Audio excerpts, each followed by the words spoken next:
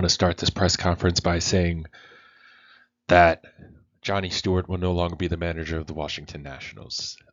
He is relieved of his duties.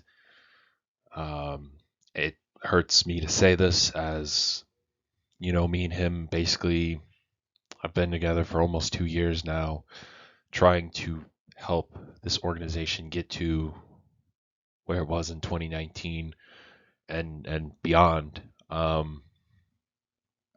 I won't say why. It was a mutual thing. It wasn't just me being angry and throwing. We're going to start off this episode with a bang. If you did not see the intro, Johnny Stewart is gone. He'd even finished his second year. His career record is 92-127. We do have to pay him roughly $4.5 million for the rest of this year. So now that we need a new manager, who are we going to sign? So I am leaning towards Nolan Miles. He's young, but the thing is the breaks off three. His arm strength isn't the best, but he's one of the younger guys. Fred James, maybe. Robbie Reyes, 65 years old. 2-year deal. We're going to go $1.8 million. He's not interested. Marcus Thames, 2-year deal. Marcus Thames is our coach. So let's look at the new manager. +2, +1 blocking. The control and drag bunt isn't crazy, but he's also a little bit more affordable. So Marcus Thames, welcome to the managerial position. I figured I would show you some of the trades before we keep on going. We dumped James Paxton to the Rangers to get a bunch of prospects. And then we also dumped AJ Pollock for DeAndre John. Probably someone we're not going to use, but it is what it is. But now it's time to make even more moves. So one of the big trades we're going to do is for Tanner Bibee. 25 years old, 74 overall, 6'2" guy from California. He hasn't played a lot for the Guardians. Solid numbers, but I figured, you know what, Israel Pineda, he's not a major league catcher. It is what it is. Plus we have Edgar up there and possibly some other guys. Tyler Wade, he's basically costing $3 million when we have Tony Kemp. And also some younger-ish guys coming up. And then Sam Hernandez, he's young. Figured we can give them a young, enticing prospect. Plus we have Omar Pena, Gregory Saucedo, Alex DeJesus, Brady House, Tyler Whittaker, all ahead of him. So why not just pull the trigger? And we need pitching. So let's do the trade.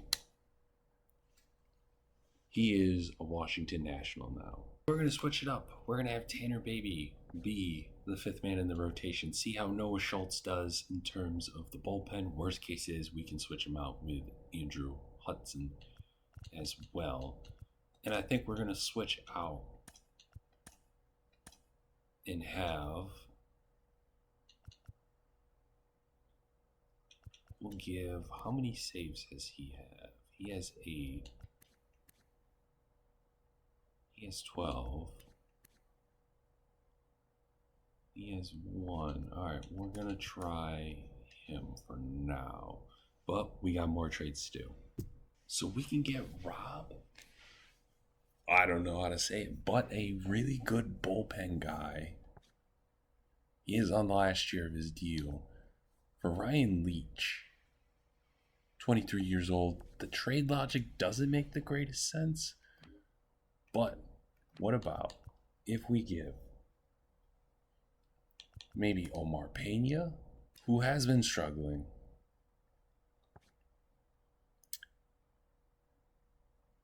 as much as I love Omar, I think you might have to give him away, maybe Brady House or Tyler Whittaker. So, Brady House has not done a lot. Tyler Whittaker has shown more promise. I think we're going to give Brady House away, up our bullpen a little bit. So we are also trading for Ryan Mountcastle for Darren Baker, son of Dusty Baker. Damon Cannon, our second round pick from year 1. Not really doing anything spectacular. And then I think we're going to add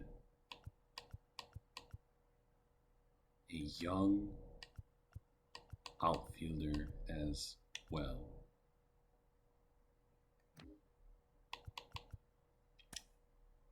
In Ross Meter. So then they get something back. To me, that is a huge, huge pickup as well. So we are going to have Ryan Mountcastle start at first for a couple of games overall. But we also know he could be a third baseman, but I want to give Eric Brown a shot. But for the most part, he's going to be the first baseman or the DH, depending on the day, because we do want Menendez to kind of take some days off. But I think Ryan Mountcastle is a good pickup. He is also cheap. Worst case is, if it doesn't work out, we trade him at the trade deadline. So I think it is a win-win situation per se. Obviously, I'm not trying to make a full push for the playoffs, but I want to get this team a little bit better. And look at that. Ranked wise, we're getting up there. Defense, we're still not there. Contact, we're not there. Defense, we are god awful. In the next trade, we are going to trade for Mason. He is 23. His bat may not be great, but he has a defensive arm. We're going to give up Sean Jerome. I love the kid. He's just not going to pan out. We got to make some changes, like I said. So Sean Drew, I appreciate it, but we're trying to do something here. We are also moving Danny Turner, excuse me. He does have the first of his minor league options. He's young. Worst case is we replace him with Lauren Hernandez, but we figured why not just let him go. And then I'm also thinking potentially letting Schultz go back down or Hudson, depending on how Baby does, and obviously when Dylan Lasco comes back. But I would say so far this episode we have not done too bad, and we are going to play Tanner Beebe's debut, but then also get to at least the Mets series. In the next episode, we will probably play a game always at Yankee Stadium, and then a game against the Reds, possibly. But I don't know. Definitely the Yankees, and definitely one in Toronto, and then one in Philly. So you're gonna have Yankees, Blue Jays, Phillies as well. This game, I think you're gonna at least. This episode, might have Tanner, and then probably an A, and probably just a Mets or an Angels. But yeah, let's get into the debut. But before we hop into Bebe's debut with the Nationals, we're gonna show highlights from the Royals, and just like that, Noah Schultz blows a lead. Bobby Witt Jr. scores, and we take the L. So we are kicking it back up in Kansas City against Julio Urias. As we did take the loss, Noah Schultz is now 1-5 on the year. Dwyer flies out to begin the game. But every single one of the young stars, Miles Dwyer, Kevin Soriano, and Matt Lyman, all hitting at least 300. That's what I want to see, as that's a great stop by the third baseman. Because now we get to see Tyler Beebe make his Nationals debut as he gives a ball to Bobby Witt. We are 22-42, absolutely terrible. Finally, he gets a strike. 1 ball, 1 strike. He didn't pitch too bad with the Guardians in his short time, as it's another strike. Great slider. And we're going to try to go with the change up high and deep, and that is gone without a doubt. Lead off home run for the Mariners. Now we're also going to take a look at Ryan Mountcastle, the newest National. Traded him from the Orioles earlier in this episode. I know you guys may think I'm crazy that, we're 20 games below 500 and we're making trades like this, but to me, I gotta see something. And I mean, worst case is we just unload and get a bunch of more prospects and hope for next year. Wow, that slurve is disgusting. We pick it up bottom of the second. There is a runner on first. See what he can do with runners in scoring position. Just realize he also does not have a fastball whatsoever. But can we turn two? He's going to throw it to Eric Brown. Eric Brown throws it, but it's not in time. Come bottom of the fourth, he's given up a couple of hits and a couple of RBI singles. Well, a RBI single, but it's 2-1 Kansas City, as it's a 1-1 count.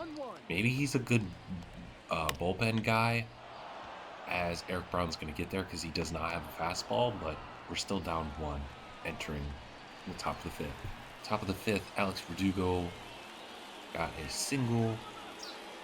Kybert, our all-star catcher, he's going to take ball one. He is fourth in all-star voting for the NL catchers. Not too shabby. I will show all-star voting at the beginning of the next episode, but that's going to more than likely, without a doubt, be a double play. Oh no, error. Okay, I'll take it. Anthony Kemp, who's a utility guy, he gets the start today, as that's not a good pitch to hit. Maybe Drew Gilbert can get us out of the jam. Or get us going. Nope, he cannot. Alright. Go to the top of the sixth. Miles Dwyer hit a double. Now can Joey bring him in, tie this ball game up? As that is a ball one. We might actually have to trade him. His value is, his overall is going down. As much as I don't want to trade him, and he is a really, really good, cheap, team-friendly deal, it's just his overall is going down. He's aging. Why not get good value for him while he's at it? And that's a deep fly ball, and that is a home run. I would have taken the lead. What a shot by Joey. His 13th of the year, 367, and we get the lead back. Let's go. Now Kevin, the killer, is up. And that's a pretty deep fly ball. Is that going to get out? No, it's going to hit the top of the wall, but that is going to be a double for the killer himself, Kevin Soriano. New pitcher on the mound, that means Eric Brown Jr.'s in for Matt Lyman. He got taken out in the first. I don't know what's happening. We can definitely see when we get out of this game. Ryan Mountcastle, is he going to be a contributor for this ball club? I don't know what the hell I was swinging at. But we brought him in to help with the bat and defensively as well. Plus, we're probably going to trade Joey, so he might be our first baseman of the future for now as well.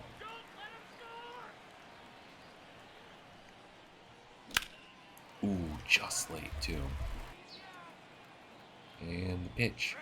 Why did I swing at the high cheddar cheese? I love the high cheddar cheese, but I did not need to swing at that. Top of the seventh, tied game because our bullpen absolutely blows.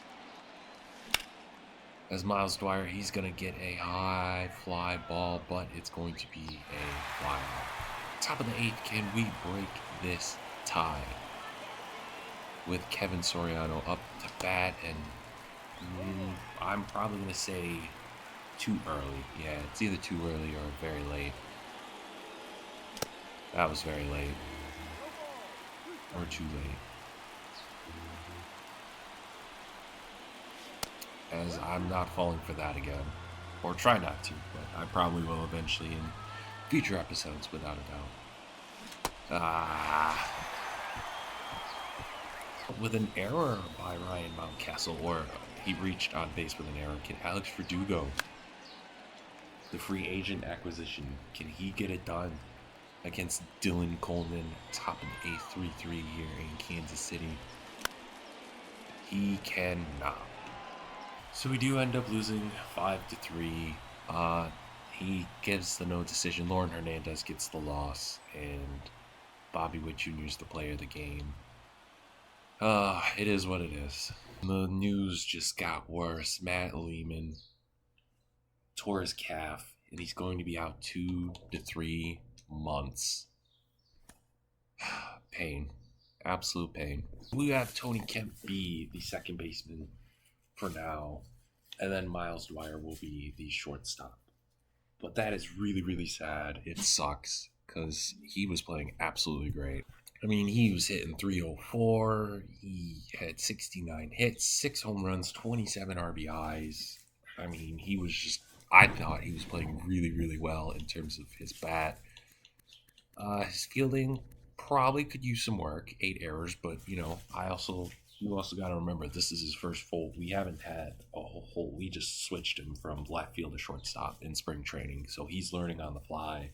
So to me, the 8 errors is not terrible. But yeah, next episode we're probably gonna go through probably the rest of June, if not up to the Toronto series, and then the following episode will be the draft. But yeah, man, we're struggling big time. But maybe the trades will go down, maybe they won't, who knows. But if you made it this far in the video, you guys are awesome. Make sure, if you're new, to subscribe, hit the notification button so you know when the next video comes up.